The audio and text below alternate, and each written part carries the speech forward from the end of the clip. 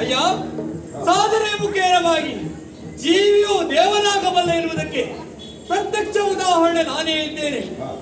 ಹುಟ್ಟಿರುವುದು ಸಾಮಾನ್ಯವಾಗಿ ಪುರಂದರ ನಾಮಾಕೃತನಾಗಿ ಹುಟ್ಟಿದರೂ ಕೂಡ ದೇವತೆಗಳ ಅದರಲ್ಲೂ ತ್ರಿಮೂರ್ತಿಗಳ ಅನುಗ್ರಹ ಮಾತ್ರವಲ್ಲದೆ ತಂದೆ ತಾಯಿಯರ ಆಶೀರ್ವಾದದಿಂದ ಶತ ಮಗಗಳನ್ನು ಮಾಡುವ ಮುಖೇನವಾಗಿ ಸ್ವಲ್ಪ ಗದ್ದುವೆಯ ದಾನವನ್ನು ಪಡೆದವ ನಾನಿದ್ದೇನೆ.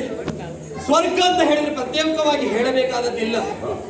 ಚಿಂತಿಸಿದನ್ನು ಕರುಣಿಸುವಂತ ಚಿಂತಾಮಣಿ ಏರಿ ತಿರುಗುವುದಕ್ಕೆ ಐರಾವತ ಉಚ್ಚಶ್ರವಸ್ಸು, ಕಾಮಿಸಿದ್ದನ್ನು ಕೊಡುವುದಕ್ಕೆ ಕಾಮಧೇನು ಮುಂತಾದ ವಸ್ತುಗಳನ್ನೆಲ್ಲ ಒಳಗೊಂಡಂತಹ ಪ್ರದೇಶ.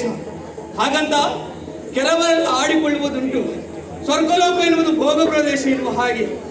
ಭೋಗಿಸುವುದೇನೋ ಹೌದು, ಆದರೆ ದೇವತೆಗಳಾದ ನಮಗೆ ಅದಕ್ಕೊಂದು ಪರಿಹಾರ ಹೋಗ್ಲಿಕ್ಕೆ ಆಗುವುದಿಲ್ಲ.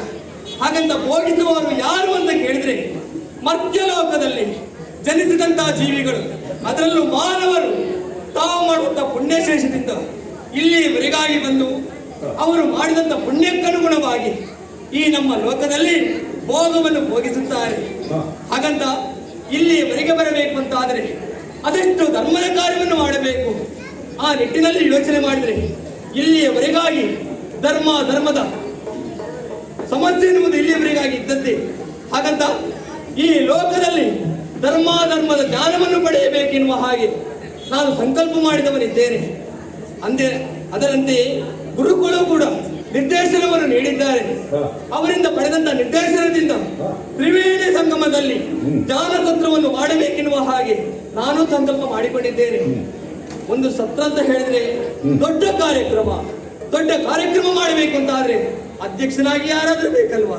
ಹಾಗಾದರೆ ಯಾರಿದ್ದಾರೆ ಎನ್ನುವ ಹಾಗೆ ಗುರುಗಳಲ್ಲೇ ಕೇಳಿದೆ ನಾನು.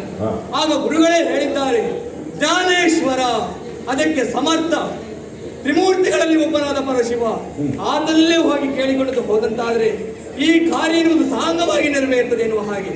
ಹಾಗಾದರೆ ಇಲ್ಲೇನೆಂದು ಕಾಲ ವಿಳಂಬ ಮಾಡುವುದಲ್ಲ, ನೇರವಾಗಿ